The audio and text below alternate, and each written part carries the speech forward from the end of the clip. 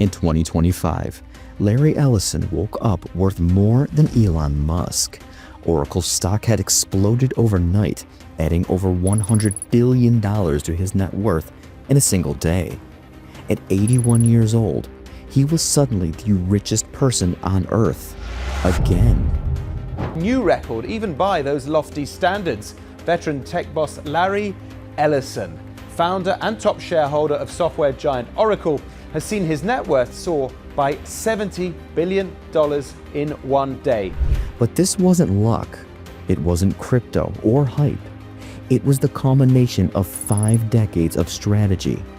One bet that transformed a database company into the backbone of the AI world. This is the story of how Larry Ellison turned Oracle into an AI superpower, and why his greatest bet might also be his riskiest.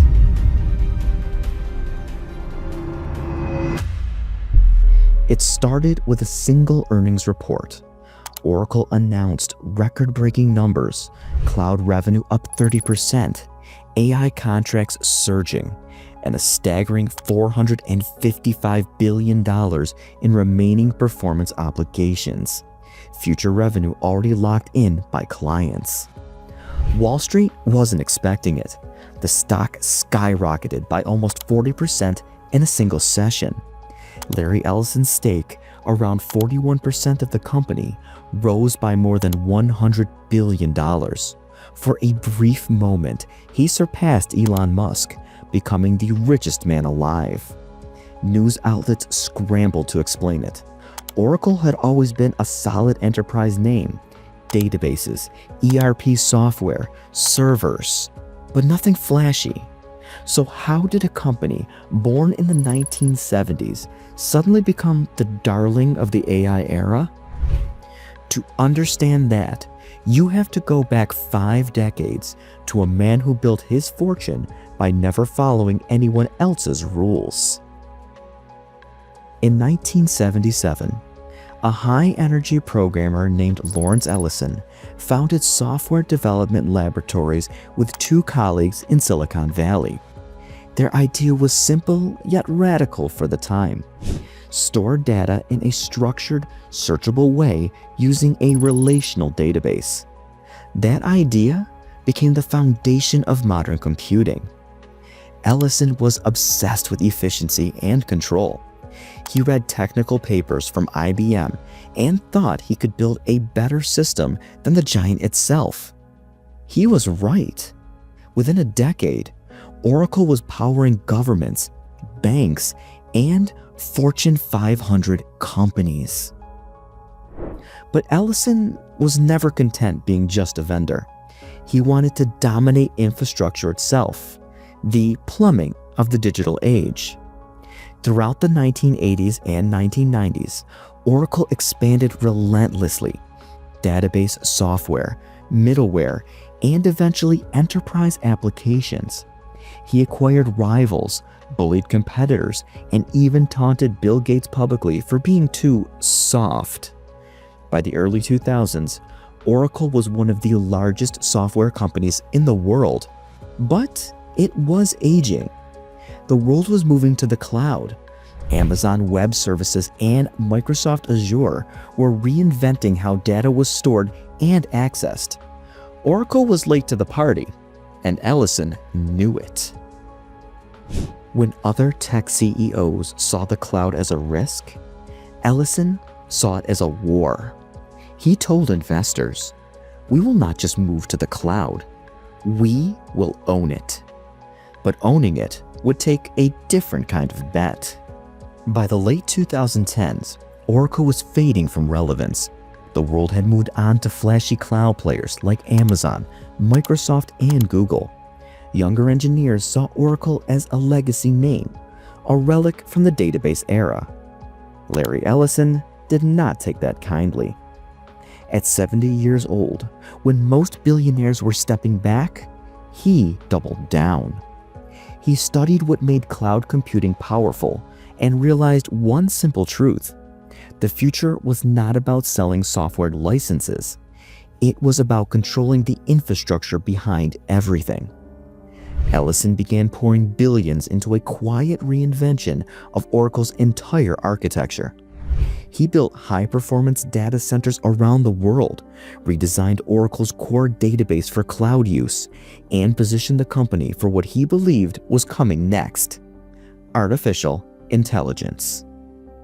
While others were racing to build consumer AI products, Ellison focused on the unseen layer. He wanted Oracle to become the platform where AI models are trained, stored, and delivered, the invisible foundation.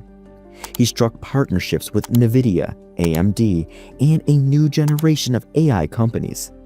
Oracle started renting out its servers to the biggest model developers in the world. It was no longer competing head-on with AWS or Azure. It was quietly building the infrastructure that even its rivals would have to use. The world did not notice it at first, but Larry Ellison was patient. He had been playing the long game since 1977. In interviews, he began repeating a phrase: "AI needs data, and we have the world's best data systems." To him, Oracle's decades of experience managing global databases had prepared it for this exact moment. It was not luck. It was inevitability. Then came 2025. At Oracle's AI World Conference, the company unveiled the OCI Zettascale 10 cluster, one of the most advanced AI computing systems ever built. 50,000 of AMD's MI450 GPUs connected through Oracle's new high-speed fabric network, optimized for large-scale language model training. In that same week, Oracle launched its AI database 26AI, where machine learning is embedded directly into the database itself. It was a turning point.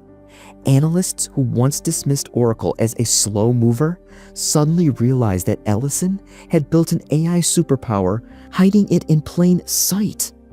The numbers told the story. Revenue jumped 30%.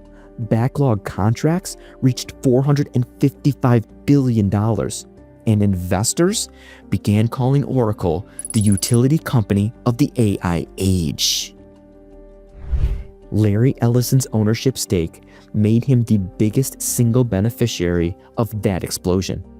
He owns about 41% of Oracle, a level of control almost unheard of in modern tech.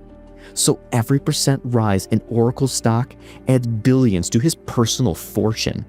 When the stock soared, his wealth crossed $410 billion. For a brief moment, Larry Ellison, the man who built Oracle in the 1970s, became the richest person on Earth. This was not a viral trend or a meme stock moment. It was the market realizing that Oracle had something very few companies possess: decades of data, a mountain of contracts, and the infrastructure that AI quite literally runs on. While the world chased headlines about OpenAI or Tesla, Ellison was quietly selling the servers that powered them all. At 81 years old, he was proving something profound: that the real winners of every technological revolution are not the loudest innovators, but the architects who build the foundation beneath them. The press called it Ellison's greatest bet, but to him, it was just a continuation of the same philosophy he had since day one: control the data, control the world. When Larry Ellison briefly overtook Elon Musk, it was more than a competition of net worth. It symbolized a clash of eras. Musk built companies that shaped how people move, drive, and communicate. Ellison built the systems that made their data flow. He once said, "If the internet is a city, Oracle owns the streets." It was not arrogance, it was accuracy. Yet behind the victory, risks are mounting. Building AI infrastructure on this scale costs billions. Oracle's capital expenditures have ballooned as it races to keep up with surging demand. it is competing against giants like Amazon, Microsoft, and Google, all spending tens of billions each year. There are concerns about technical debt, rising energy costs, and how quickly the AI boom might slow if global demand cools. Some analysts warn that Oracle's stock surge could outpace its real-world growth. Ellison does not seem worried. He has seen hype cycles before: the dot-com crash, the mobile revolution, the rise and fall of cloud fads. And yet Oracle is still standing. For Ellison, volatility is not the enemy, it is the test. He thrives in chaos, because every time the market resets, the foundations become more valuable. Larry Ellison has never hidden his ambition. He is brash, unapologetic, and utterly obsessed with winning. But beneath the bravado lies something more enduring, a philosophy about time, ownership, and power. Ellison once said, "When you innovate, you've got to be prepared for people telling you you're nuts." For decades, he was mocked as a relic, a man past his prime. Today, he's the richest person on the planet because he refused to move fast and break things. Instead, he moved slow and built everything. Oracle's story is a masterclass in patience. While others chased the next trend, Ellison built the tools that every trend eventually needs. Every digital revolution rests on data, and Ellison spent 50 years ensuring that Oracle was the gatekeeper. When AI arrived, Oracle was ready. Its data centers were already optimized. Its relationships with governments, banks, and enterprises were already in place, and its founder still owned almost half of the company. Ownership, infrastructure, patience. Those are the three words that explain why Larry Ellison won the race. He never tried to out-innovate Silicon Valley's new generation. He outlasted them. He waited for the world to realize that every flashy app, every robot, every AI system eventually needs a database to run on, and Oracle would be there to sell it. In 2025, when his wealth soared past Elon Musk's, it wasn't just a headline about money. It was a story about structure, about what happens when the person who builds the foundation finally gets recognized for it. Because while Musk built cars and rockets, Ellison built the roads and launch pads they run on. Oracle today looks nothing like the Oracle of a decade ago. It is no longer just a software company. It is an AI infrastructure powerhouse. Its clients include governments training secure AI models, pharmaceutical giants running simulations, and banks moving trillions through Oracle Cloud. It has become the quiet backbone of the AI economy, rarely in the headlines, always in the transaction logs. Ellison's personal influence still drives everything. Even after stepping down as CEO years ago, he continues to shape Oracle's strategy as Chief Technology Officer. He is in the room for every major product launch, every billion-dollar contract, every partnership. His latest ambition is to make Oracle the most energy-efficient and powerful AI cloud in the world. He calls it the last platform shift of my lifetime.